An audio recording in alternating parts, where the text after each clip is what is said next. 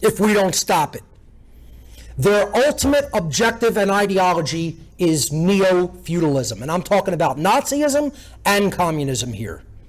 Both Nazism and communism, and I titled, the subtitle of this is called "The Old Religion is the New Religion." Nothing has changed. It's just been euphemized a little bit and given a different euphemistic name. But it's the same old world order system of control, of authoritarianism. Both Nazism and communism, as arms of the same root religious cult of Satanism and the dark occult, operate through globalism, the centralization of political power in the world. And they both seek to create a world based upon Neo-Feudalism. You heard this over and over and over from von List, saying openly he wanted Neo-Feudalism, to communists saying we want the eradication of all private property and an institution of something that would resemble a feudal system. Neo-Feudalism is a worldwide governmental system of slavery which ultimately deprives all human beings of property ownership. And the Nazis may have claimed that they were going to uphold property ownership, but did they do that in practice? No, because it was a system of socialism as well. It was just national socialism within one nation and then expanding militarily to adjacent nations. Communists did it internationally through a campaign of cultural infiltration and subversion called cultural Marxism. The fact that people just can't see this is so mind-boggling. It's mind-staggering. It's staggering to the mind. I can't even believe that people cannot see these patterns and recognize that they are at work in our world today. Under Neo-Feudalism, all property is ultimately owned and controlled by the supreme authority or governmental system, a satanic ruling class based upon the belief in human authority, whose whims are to become godlike and not to be challenged by the slaves over which they rule. That's the New World Order system they're trying to create. The old system of authority was kingship or royalty. And I ask people, this concept of authority vested in one being and then commanding everybody else, what was called the Old World Order. And by the way, there's nothing orderly about it. Okay? It is old, it's ancient as a matter of fact. It goes back to the dawn of human antiquity. There's nothing orderly about it. When you see the word order in any of their publications, writings, or concepts, you should substitute the word order for the word control. With the word control.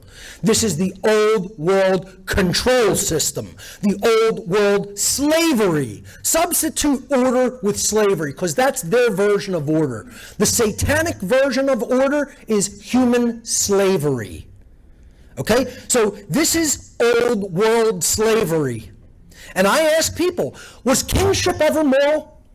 No matter how beneficent a king claimed to be, is the rulership of one person over tens of thousands or millions of other people, can that ever be moral? Monarchy and kingship and royalty can never be moral. It's one person's claim that they own everybody else and they can dictate their lives. That's slavery. Slavery in every form that has ever existed in humanity is morally wrong. It's based in violence. It's based in duress. It's based in coercion. It's immoral. It's wrong. It should be abolished.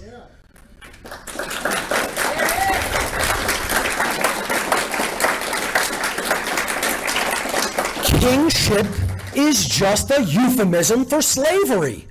When people tired of the old world system of slavery, what did the rulers do? They feigned social change. They faked it and said, we're bringing in a new system whereby the people are the rulers. They control the authority, the authoritative body. And what's that called? That's called government. Let's bring government in as the new religion. It's the same as the old religion. It's the same as the old slavery system. The New World Order is exactly identical to the Old World Order. We've just changed the names and we've put a nice euphemistic mask on the face. just like the Satanists did with Nazism and communism. It's all a sack of junk and crap that needs to be thoroughly and resoundingly, ideologically, philosophically, and spiritually rejected. So government can never be moral. It is entirely based in coercion, duress, and violence. It is the idea of authority just vested in a few. We just went from one ruler to transferring the authority and the violence into a handful of people, an oligarchy, and call them government, euphemistically. It's the same system of slavery that has always existed among humanity. Nothing has changed because the mindset hasn't changed. And until the mindset hasn't changed, expect the same results that we've witnessed throughout human history. Mass death, mass executions, total depopulation, and a total iron fist coming down on human beings' face. That's what's coming.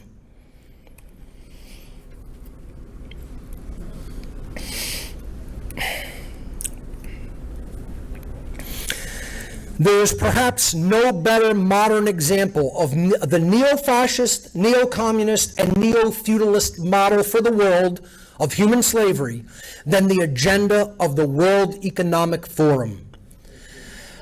Led by dark occultists and social engineers and transhumanists, I might add, Klaus Schwab and Yuval Noah Harari, who most people have probably never heard of. This room probably has heard of these sick psychopathic Satanists, but the average person in the world probably does not know who these people are, okay?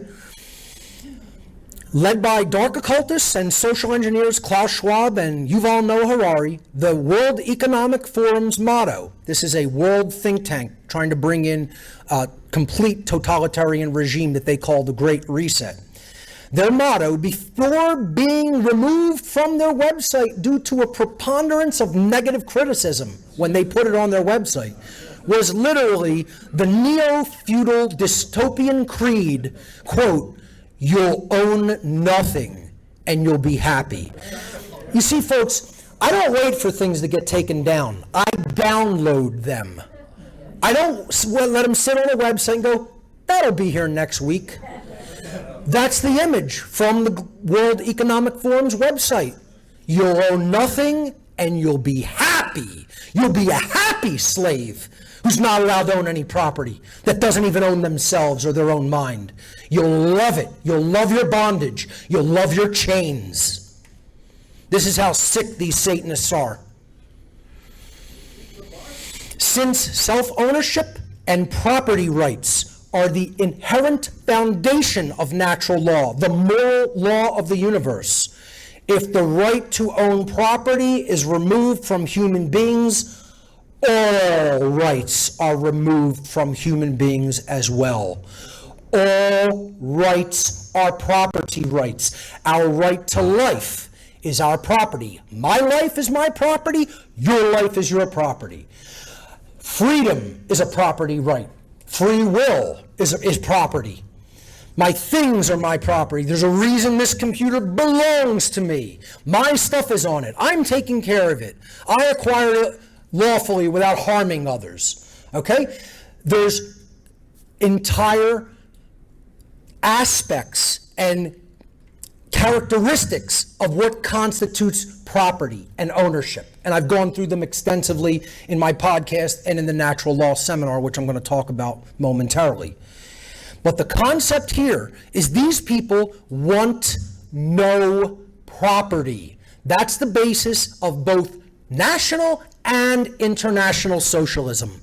All socialism advocates for the abolition of private property. If property is removed, all human rights are removed with it. That's not my opinion. That's not an ideological viewpoint. That's the objective reality in nature. I just happen to understand